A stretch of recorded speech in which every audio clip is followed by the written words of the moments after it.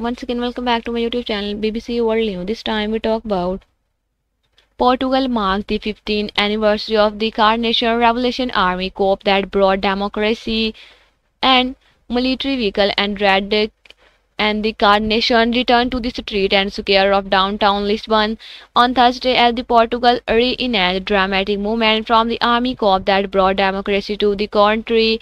15 years ago, tens of thousands of people attended the celebration of the so-called Carnation Revolution, which ended a stifling four-decade dictatorship established by the Antonio Salazar. It also paved the way for Portugal's 1986 entry into the European Union, then called the European Economic Community.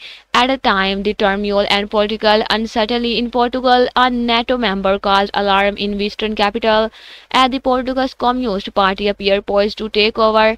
Moderate Party, however, won at the ballot box. Portugal President Marcelo Rebelo de Sousa and Prime Minister Luís Montenegro president over the colorful parade and troops and the armed vehicle with many onlookers holding the red carnation flower, the symbol of the revolution. One child could be seen on top of an armored car holding a carnation. Red carnation were plentiful at the Portugal stores and in street stalls in the spring of 1974, and people struck them in the gun barrel on the in circulation.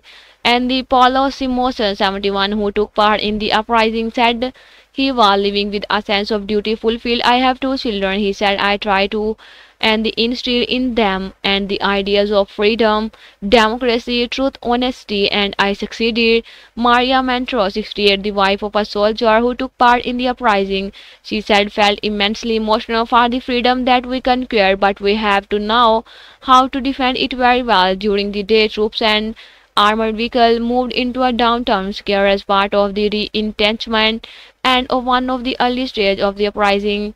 When UNIT took up planned position at the key places in the capital, soldiers also reenacted the in and the correctionism coverage on the parliamentary garrison and in a Jacaranda dotted square called the Largo de Carmo. That was where Marcelo Cantino, the Portuguese leader at the time, holed up and was surrounded by troops and the jubilant citizens before the surrendering, and tens of thousands of people gathered for the annual afternoon march along the city and the main thoroughfare, the Avenida,